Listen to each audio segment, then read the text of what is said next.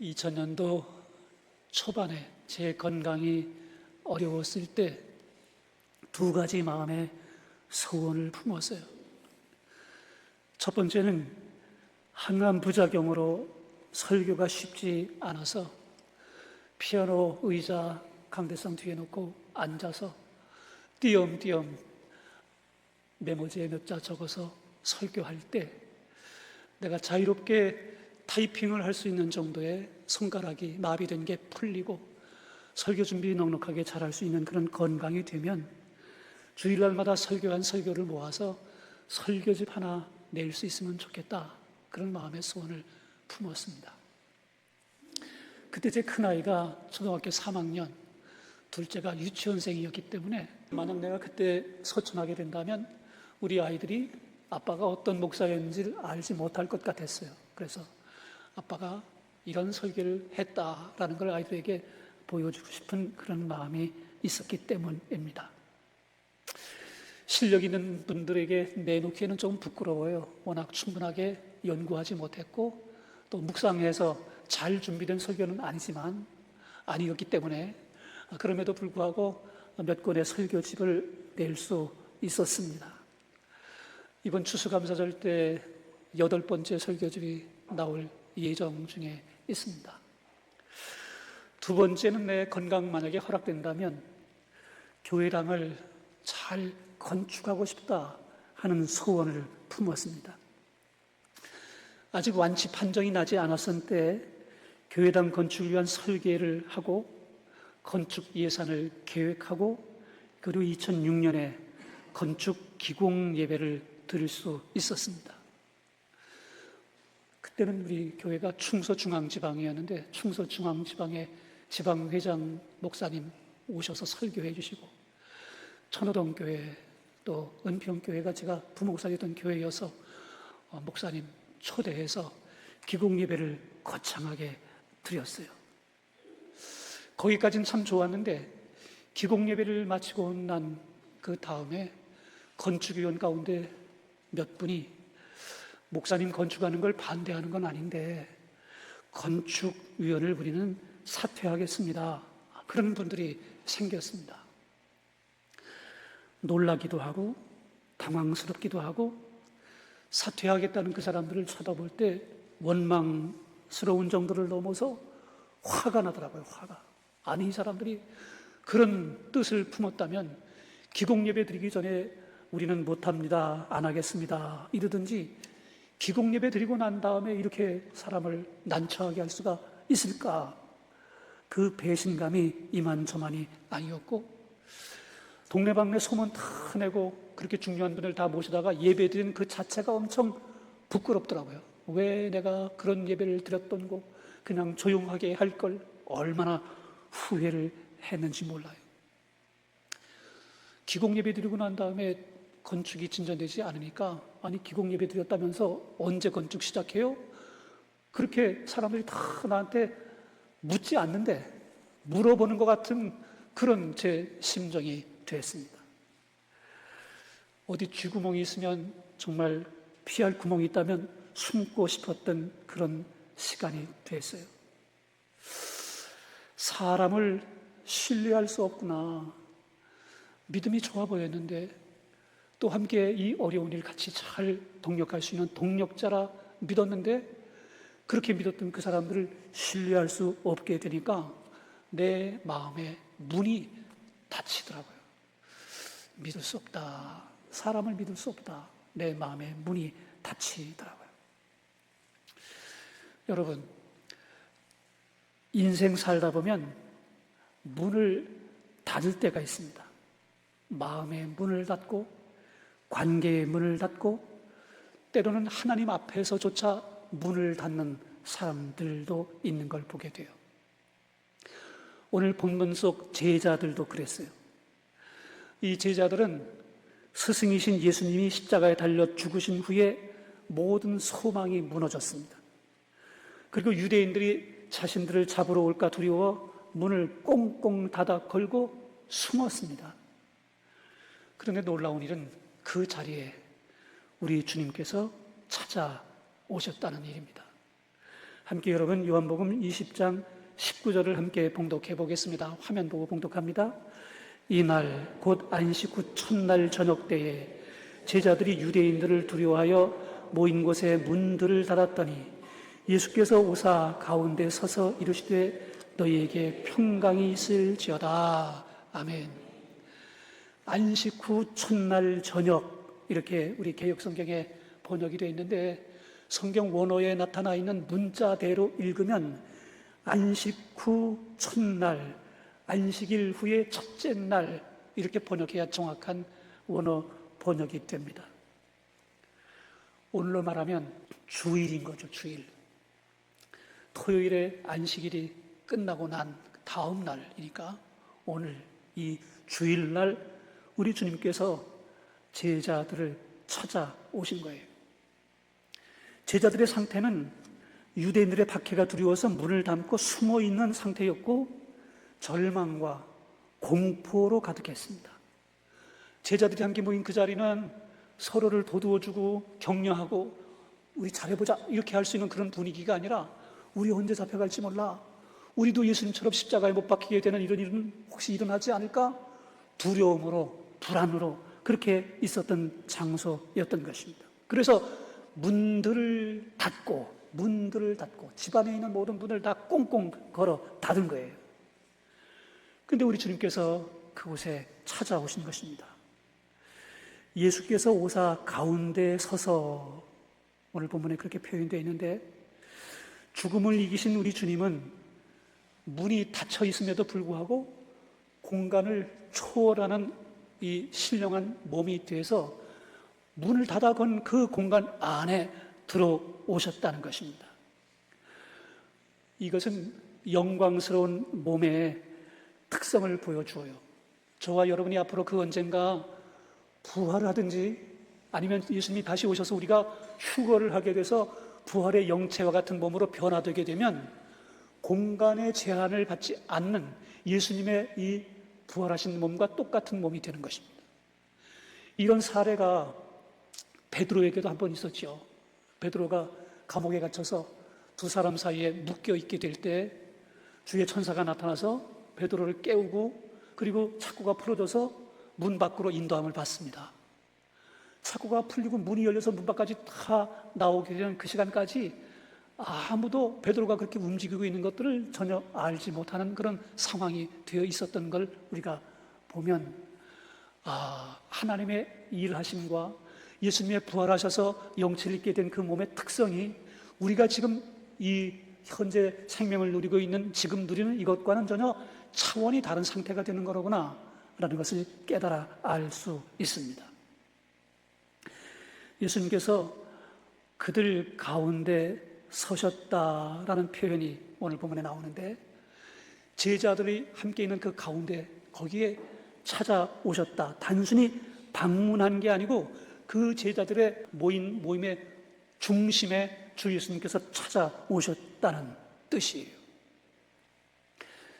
사람들이 마음 문이 닫혀지고 관계의 문이 닫혀지고 꽁꽁 싸매서 완전히 그 스스로 사면초가 같은 그런 상황이 되게 됐을 때 우리 주께서 직접 찾아오셔서 그 가운데 임재하시면 놀라운 역사가 일어나게 되는데 두려움이 변하여 소망으로, 절망이 변해서 소망으로, 두려움이 변해서 평안으로, 또 그 무섭고 벌벌 떨었던 그 환경이 평강이 있을지어다.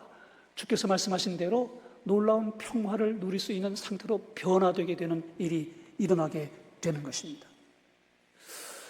우리의 마음의 문이 닫혔을 때, 사람들과의 관계성에서 관계의 문이 닫혔을 때 여러 가지 어려운 상황 가운데 꽁꽁 싸매서 완전하게 아무도 내 마음속에 찾아올 수 없는 그런 상태가 되었다 할지라도 부활하신 주께서 우리 가운데 찾아오시고 우리에게 평강이 있을지어다 선포하시면 상황이 바뀌어서가 아니라 주님께서 우리 안에 함께 찾아와 계심을 인해서 평화를 누릴 수 있는 은혜가 있게 됩니다. 하나님 앞에 이 은혜를 구할 수 있는 저와 여러분 될 수 있길 주의 이름으로 축복합니다. 아멘. 하나님 앞에 이 믿음만 있으면 자살하는 일은 거의 없어질 거예요. 대부분의 사람들이 자살하게 되는 그 원인은 아무도 나를 몰라준다, 아무도 나를 이해할 수 없다, 나 혼자밖에 없다, 이것을 해결할 수 있는 길은 오직 죽는 것뿐이다, 이렇게 생각하기 때문에 자살하는 거예요.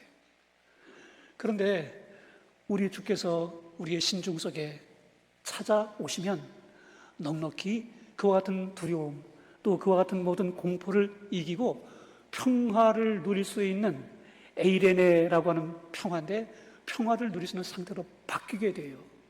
그래서 우울증 걸린 환자들, 예수 믿는 믿음을 가지게 되면 넉넉히 우울증 고치고 이겨내는 사례가 아주 많습니다.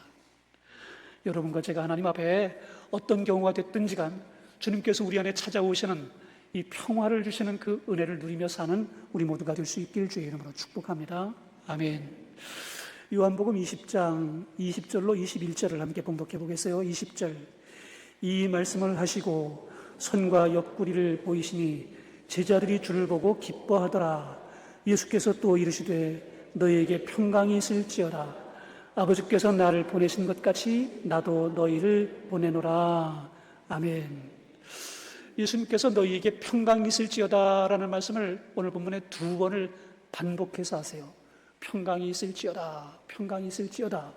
이 말은 에이레네 휘민이라는 헬라어 원어인데, 너에게 평강이 있을지어다, 그렇게 샬롬의 평안을 빌고 그 샬롬의 평강을 빌면서 손과 옆구리에 십자가에 못 박혔던 그 상처를 보여줍니다. 그 상처는 부끄러움의 상처가 아니고 영광의 표징이고, 예수님께서 죽으셨다가 다시 사셨다 하는 확증인 것입니다. 그러므로 그걸 본 제자들이 보고 기뻐할 수 있게 됐고, 의심이 확신으로, 두려움이 기쁨으로, 절망이 소망으로 바뀌는 놀라운 변화가 일어나게 된 것입니다. 예수님께서 중요한 말씀하시는데, 아버지께서 나를 보내신 것 같이 나도 너희를 보내노라, 이렇게 말씀하셔요. 여기서 이 보내노라라고 하는 단어가 아포스텔로라고 하는 단어인데, 우리가 사도라는 말이 있잖아요. 사도라는 말이 아포스톨로스라고 하는 단어인데 같은 어근에서 나온 말입니다. 우리 주 예수님께서 제자들을 찾아오셨을 때 평강만 주신 게 아니라는 걸 알아야 돼요. 세상 속에 나아가 복음을 전하라는 사명을 주셨어요. 예수의 제자는 단순히 믿음을 지키는 정도 수준이 아니고 세상에 사명을 가지고 보냄을 받은 사람들이라는 뜻입니다. 여러분과 제가 그냥 믿음 지키고 평화롭게 살아라, 이 정도 수준이 아니고 세상 속에 나가서 예수님께서 우리에게 부어주신 이 평화를 전하라, 선포하라, 사명을 주셨다는 걸 잊지 않아야 돼요. 함께 여러분 따라해 보겠어요. 나는 세상 속에 보냄받은 예수의 제자입니다. 세상 속에 여러분들이 예수의 이름으로 파송된 사람들이라는 뜻이에요. 가정에, 직장에, 학교에, 이 사회 안에 우리가 예수의 제자로 보냄받은 사람들이에요. 그냥 나 혼자 평화롭게 내 믿음 지키며 산다라는 단계가 아니고 한 단계 더 위의 차원, 평강과 함께 사명, 동시에 2가지를 우리에게 허락하고 계신 것을 볼 수가 있습니다. 아버지께서 나를 보내신 것 같이 나도 너희를 보내노라, 이 말씀은 요한복음의 선교적 명령이라고 표현해요. 마태복음에도 이런 말씀 있잖아요. 마태복음 28장 19절로 20절 말씀에 선교하는 지상대명령 말씀을 하셨는데, 마태복음에 기록된 그 말씀도 지상명령이지만 요한복음에 기록한 아버지께서 나를 보내신 것 같이 나도 너희를 보내노라 한 이 말씀이 요한복음의 선교적 명령이었다는 것입니다.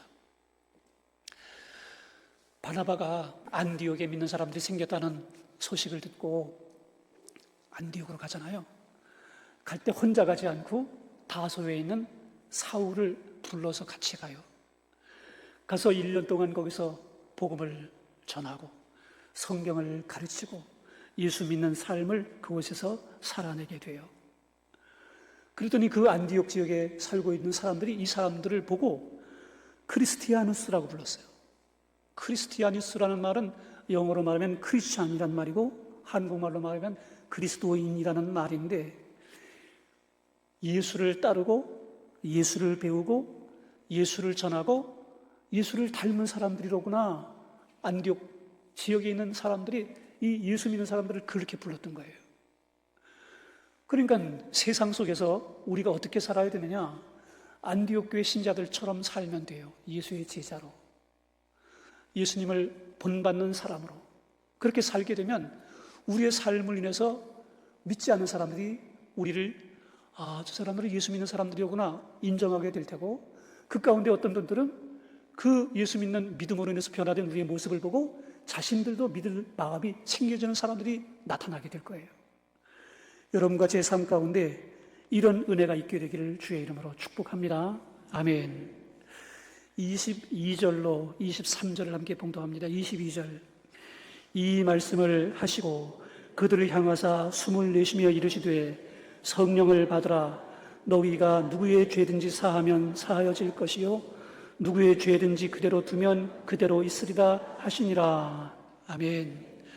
제자들을 향하여 숨을 내쉬며 성령을 받으라 이렇게 말씀하셨어요. 여기서 숨을 내쉬며라고 하는 단어가 에네피세센이라고 하는 단어인데, 창세기 2장 7절에 하나님께서 흙으로 사람을 빚으시고 생기를 불어 넣으셨다라고 할 때에 생기를 불어 넣으셨다, 숨을 후 불어 넣으셨다라는 그 단어와 동일한 단어예요. 우리에게 성령으로 창세기 1장에서는 생기를 불어 넣어주셨고, 지금 예수님께서 부활하시고 난 이후에는 성령으로 우리에게 불어 넣어주시게 될 때, 그 성령으로 우리가 충만해지면 영혼을 살리고 믿음의 삶에 더 신실하게 되고, 우리에게 속해 있는 가정에서, 직장에서, 이 사회 안에서 더 능력 있는 신실한 그리스도인들로 살아가게 되는 은혜가 있게 되는 것입니다. 그래서 우리가 늘 사모하고 구해야 될 기도의 제목이 성령으로 충만케 하옵소서, 성령으로 충만케 해주세요. 이 기도의 제목을 놓지 않아야 되고 성령 충만한 삶을 우리가 함께 살아내야 되는 것이에요. 오늘 함께 봉독한 말씀 가운데 문자적으로 읽으면 오해하기 딱 좋은 말씀이 거기에 있어요. 너희가 누구의 죄든지 사하면 사하여질 것이요 누구의 죄든지 그대로 두면 그대로 있으리라 한 말씀이에요. 문자 그대로라면 제자들에게 죄 사함의 권세가 있다는 것처럼 해석될 수 있어요. 그런데 이것은 제자 각 개인에게 죄 사할 권세를 준 게 아니라 복음을 통해 죄 사함의 메시지를 전하게 하신 것입니다. 예수 그리스도의 복음을 선포하게 될 때 그 말씀을 듣고 믿는 자가 하나님께로부터 죄 사함을 받게 되는 것이지, 내가 너의 죄를 사하노라 이른다고 해서 죄가 사해지는 죄 사함의 권세를 우리 신자들 개인에게 주었다는 말씀이 아니라는 것을 꼭 기억해야 돼요. 이걸 잘못 해석하게 되면 이단 교주 되는 것입니다.